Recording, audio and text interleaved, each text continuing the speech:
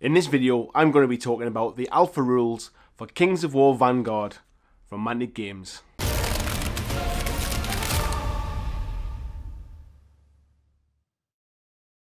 Hi folks, welcome back to the channel. So recently, Mantic very kindly sent me the alpha rules for their upcoming skirmish game, Kings of War Vanguard. Now this is a skirmish game which is based around the Kings of War universe, where instead of using big full troops of a flank and rank sort of 6x4 game, this is based around a 3x3 board using individual models. And from what I can read from the rules, what I can understand, it's going to roughly take somewhere between around 12 and 30 models per warband. So there are some things I can talk about, some things I can't talk about, as not everything has been disclosed yet. But with all of the announcements that have been coming out on the Kings of War blog, or the Mantic blog I should say, there's certainly some things have been discussed, so I feel I can talk about them.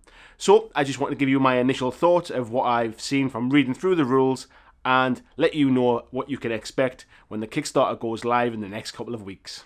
So initial thoughts are square bases. Now this is a little bit alien for me, coming from majority of games which have round bases. Even from a Mantic point of view, things like Dead Zone and Walking Dead and Mars Attacks even all have round bases. So the square bases, especially those small 20mm by 20mm bases, took a little bit getting my head around. However, there are some reasons for that in the game. One reason obviously is the fact that you can use your Kings of War models. So if you haven't multi-based them, or you're using your hero models, which will be on a square base anyway, you can use them in Vanguard. The other thing is that models have a facing, a front and a back facing. This hasn't really been discussed too much on the blog, so I'll not go into too much details on that. But square bases take a little time to get my head around it, but they are useful in the game. So the dice, we use D8s for the vast majority of the game, and we use a D6 for the power dice. Now the D8s have been used in Dead Zone to very good effect, and I think in a small size skirmish game, the D8 gives you quite a little bit of a width to the stats of your models, if you like. If you run a very small skirmish game on a D6, what you tend to find is everybody sits in that kind of 3+, 4+ range. Otherwise models become very underpowered at 5+ and 6+, or they become very overpowered at that 1+ and 2+. So I think having going to a D8 for this game is going to make it very interesting indeed.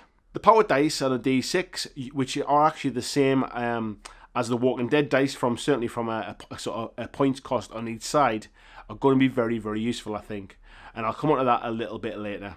Now the stats, which were also revealed in one of the Mantic blogs, they look pretty straightforward. If you've played Kings of War before, they'll be very familiar, although there's a couple of things that have changed. So for instance, we now don't have a defense value, we have an armor value for your defense. And nerve is also used very slightly differently. We don't have a range for routing and to flee as we used to have. There's just one figure for this. And I'll come on to nerve a little bit later. Now each of your models can be upgraded with equipment, and in order to keep a track of this, the equipment will be on separate cards, which you will attach very much like The Walking Dead does with its equipment cards, and I think this is very, very useful. I, for one, personally, when I'm playing sort of especially larger scale games, I kind of forget which models have which equipment on them, and then I have to go and consult something to find out what the dice rolls are. So for me personally, this will be very, very useful. Now the objectives of the games are going to be based around scenarios, and I find this great. The vast majority of miniature games that I've played that I've really enjoyed have all been based around scenario-driven games. Not just I kill you or you kill me or how many points have we killed at the end of the game. If there's a scenario where you can win either without killing any models or being killed and still win, that brings in a very, very good twist to the game that I think will be really enjoyable. Now with 8-sided dice come the exploding 8s as well. So for those not familiar with the exploding 8s, if you roll an 8, that tends to mean a guaranteed success, and it also allows you to roll another dice. Now if that dice then rolls an 8, you then roll another dice. If that dice rolls an 8, you roll another dice.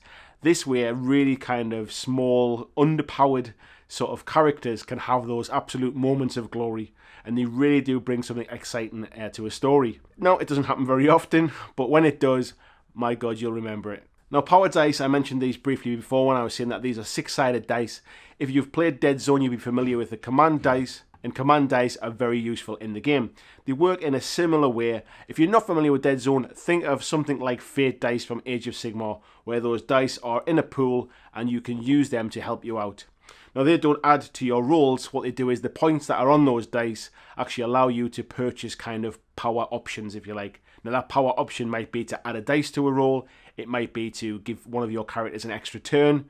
But either way, there's lots of options you can do with those power dice, and I think there's going to be a lot of tactics involved in that. Now, one thing that I'm not sure about yet, and I'll need to play some games to really understand this, is that you roll to see who has first turn, and then it's alternating actions.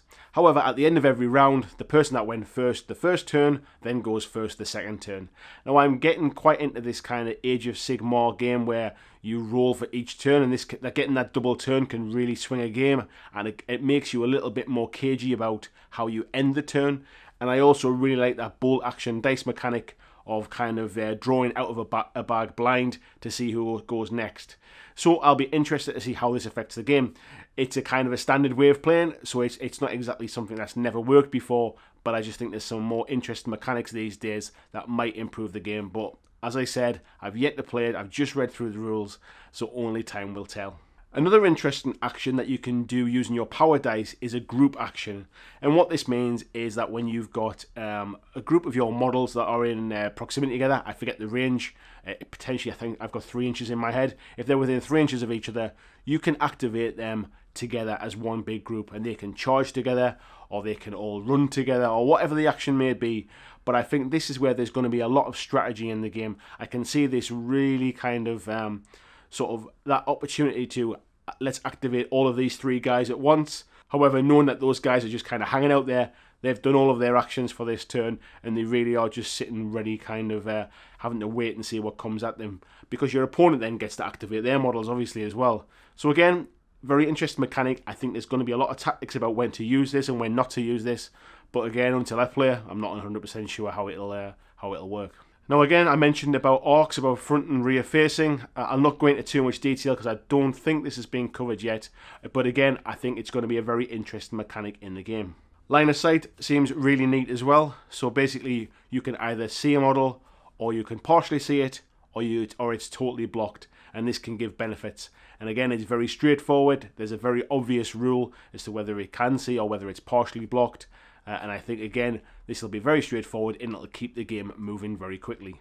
Now, nerve tests haven't been discussed in the blog, so I'm not going to touch on exactly what they are. However, my thought, and I think maybe you might see them tomorrow in tomorrow's blog, my thought is that I'm not 100% sure they're needed. Personally, I think it seems like they're there to fit in with the Kings of War theme. However, once you know more about them, have a look, see what you think, and let me know down in the comments. Again, this is just the alpha rule, so things can change, but personally at the minute, it just feels like another step that's maybe not needed.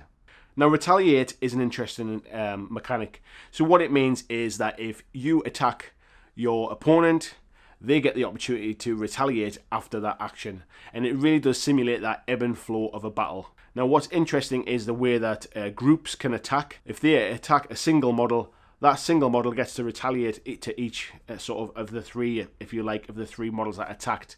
Now, in my head, that feels wrong. I would like to see the sort of the group attacks, and then that kind of model can retaliate back to one of the models rather than to all 3 individually. Because I think thematically, it feels like they've been overpowered, they've been jumped upon by a group onto that one model. So again, until I've played it, I'm not really sure if that's the case, but in my head, thematically, I'd maybe like to see a little change in that. There's a mechanic called fallback, and again, I don't think it's been discussed, so I won't go into details of that mechanic, but again, I think it could be very interesting. And last of all, there's the model count. So roughly at about, if we play a 100-point game, for example, as I mentioned before, there's roughly somewhere between about 10 or 11 models and about 30 models. For things like Undead, where you have maybe zombies who are very low point cost, you can have something like dwarves, for example, who are fully armoured, big sort of hammers, who will obviously cost a few more points. Then you start to get into your leaders, your commanders, who maybe cost sort of 25, 30 points.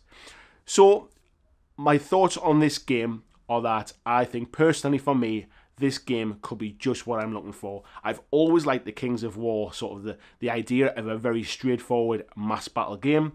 The only thing that's ever put me off, as I've mentioned many, many times, I am so slow to paint. I never seem to be able to get those big armies on the table. Now, if I can start to paint up a few models, maybe 20, 30, 40 models, and play Vanguard in the background while I'm building up a big Kings of War army, this might just be the game that gets me into Kings of War.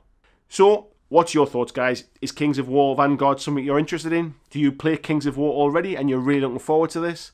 What do you think about this being a Kickstarter as well? I think that this could really help, especially with the Kings of War community and the fantasy gaming community as well, because one thing that could come out of this Kickstarter is some fantasy scenery, some fantasy terrain. So if this gets pledged enough and we reach a high enough level, I think the plans are to introduce some Dead Zone style kind of fantasy terrain, and that's something I'd certainly like to see in my games. So thank you very much for watching. I'll see you in the next video.